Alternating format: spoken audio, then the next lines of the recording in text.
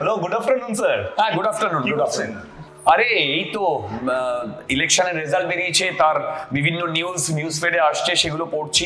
একদম একদম এখনের তো সব থেকে শোরগোলের খবর এটাই, বাংলার গণতান্ত্রিক উৎসব শেষ। ঠিক। প্রত্যাবর্তন পরিবর্তনের বিভিন্ন শোরগোল মানুষের মধ্যে পড়ে গেছে। হ্যাঁ। তো এই ইলেকশনকে কেন্দ্র করে আমরা যাদেরকে স্যার, আমাদের যাদের নিয়ে কাজ, যাদের আমরা তৈরি করছি, তাদের বয়সটাও কিন্তু স্যার একদম 16 থেকে 18 একদম, মানে একদম। নেক্সট জেনারেশন, ঠিক। এদের ওপরেই দাঁড় করিয়ে পরবর্তী যে কোনো সরকার সবকিছুই ডিপেন্ড করে। একদম, একদম। তো আমার যদি আপনাকে এই প্রশ্নটা থাকে যে আমাদের ইয়াং জেনারেশনের কাছে অ্যাজ আ পলিটিক্যাল কি অ্যাঙ্গেলে ওরা দেখতে পারে আচ্ছা। পরবর্তী জেনারেশন হিসাবে, তো আপনার যদি কিছু এই বিষয়ে রায় থাকে। হ্যাঁ, তো এটা সম্বন্ধে তো আমাদের বলা উচিতই। দেখো, আমরা যে স্টুডেন্টদের নিয়ে কেটার করি, ওদের বয়স 16 থেকে 18 মধ্যে। একদমই। মানে একদম ওরা এমন একটা জায়গায় দাঁড়িয়ে, যে জায়গা থেকে ওরা নেক্সট ভোটিং দেবে, এই ইসে ঢুকবে। তো ওদের তো এইসব ব্যাপারে আস্তে আস্তে সচেতনতা বাড়ানো উচিত। একদম। একটা গভর্নমেন্ট সে কিভাবে চলছে, তার কোথায় ভুল ত্রুটি, সে শিক্ষা ক্ষেত্রে, স্বাস্থ্য ক্ষেত্রে, বাকি সব জায়গায় কিভাবে ইনভেস্ট করছে, সেগুলো দেখা উচিত। এবং আমরা এক্সপেক্ট করব যে আগামী সরকার যে তারা যেন পশ্চিমবঙ্গের শিক্ষা ব্যবস্থাটা অ্যাটলিস্ট একদমই এমন একটা জায়গায় নিয়ে যায় যেন আমরা গর্ব করতে পারি। কারণ এখন কম্পিটিশনের যুগ, একদম। সেই কম্পিটিশনের যুগে আমরা অনেক পিছিয়ে পড়ছি। আর আসল কথাই হচ্ছে, আমাদের প্রচুর ট্যালেন্ট গ্রামগঞ্জে রয়েছে। তো সেই সব স্কুলগুলো, সেখান থেকে যদি আমরা না উঠে আসতে পারি, তাহলে কিন্তু আমাদের এই শুধু আমরা গড়িয়াহাটে আমাদের ইনস্টিটিউট, এখানে আমাদের প্রচুর নাম, এতে আমাদের হয়তো খুব বেশি গেইন হচ্ছে না। গেইনটা কখন হবে?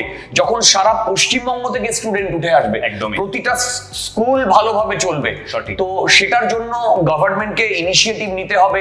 গভর্নমেন্ট যদি সেরকম কোনো ইনিশিয়েটিভ নেয় যে কম্পিটিটিভ এক্সামের জন্য তাদেরকে আলাদা করে প্রিপেয়ার করায়, তাদের যদি কোনো রকম হেল্প দরকার হয়, আমরা ডেফিনেটলি করতে রাজি আছি। মানে প্রান্তিক জায়গা থেকে আমরা ট্যালেন্ট আনতে চাইছি, যাতে সব জায়গায় ট্যালেন্ট আছে।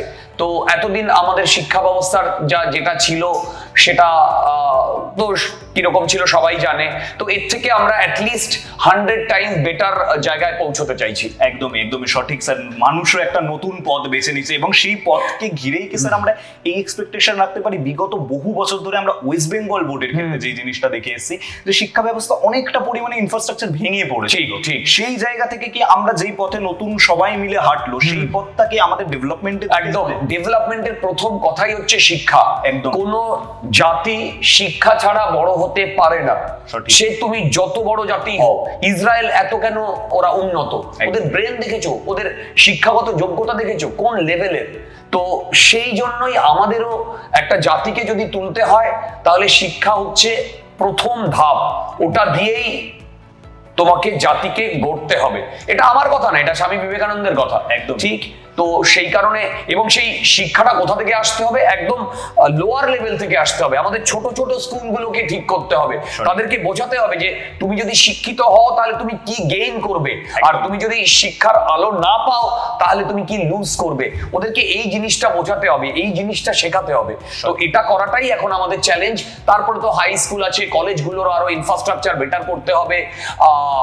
এই জব ওরিয়েন্টেড বা এখন যে কোর্সগুলো ওয়ার্ল্ডে লাগছে, সেই জিনিসপত্র ওদেরকে শেখাতে হবে, যাতে ওরা জব মার্কেটে একটা দুর্দান্ত জায়গায় থাকতে পারে। একদমই সঠিক। আমার এই বিষয়ে লাস্ট প্রশ্ন আপনার কাছে, যেই তো স্যার এখনের জেনারেশনে বিভিন্ন কারণের প্রতি পলিটিক্সের ওপর থেকে একটা কি বলবো বিড়ম্বনা এসছে, একটু সরে দেখেছে ওরা, কিন্তু একটা মানুষ হিসেবে আমাদের প্রত্যেকের দায়িত্ব, ওরা এজ এ স্টুডেন্ট হিসেবে, মানুষ হিসেবে দাঁড়ায়। তো সেই হিসেবে ওরা কতটা রাজনৈতিক সচেতন হওয়াটাও জরুরি। ডেফিনেটলি। এই জায়গাটাতে কিন্তু আমি একটা কথা বলবো, রাজনৈতিকভাবে, politically you should be very conscious. কারণ সেন্ট্রাল গভর্নমেন্ট বলো, স্টেট গভর্নমেন্ট বলো, তারা কে কি করছে না করছে, সেগুলো বাজেট, কোন বাজেটের কোন অংশ কোথায় খাতে ইউজ হচ্ছে, সেটা থেকে একটা সরকার কতটা ভালোভাবে চলতে পারছে, সেইটা আমরা দেখতে পাই। তো স্টুডেন্টদেরও এই জায়গাটায় মানে ভালো মতো পলিটিক্যাল নিউজ রাখা উচিত। আমি বলছি না পলিটিক্সে ঢুকতে, কিন্তু পলিটিক্যাল নিউজ একদম ডে টু ডে লাইফে কি চলছে, অ্যাটলিস্ট 5 মিনিট হলেও বা 2 মিনিট হলেও নিউজগুলো ওদের রাখা দেখা উচিত জানা। নইলে নইলে আমরা এগোতে পারবো না। একদম নইলে আমরা এগোতে সঠিক। অনেক শুভেচ্ছা সবাইকে, নতুন এক সিদ্ধান্ত নিয়ে মানুষ এগিয়েছে এবং আমাদেরও এই চেষ্টাই থাকবে আমরাও আমাদের স্টুডেন্টকে আরো ডেভেলপমেন্টের দিকে নিয়ে যাই। সবাইকে অনেক শুভেচ্ছা আমাদের ব্ল্যাকবোর্ডের তরফ থেকেও। এখানেই আজকে শেষ করছি।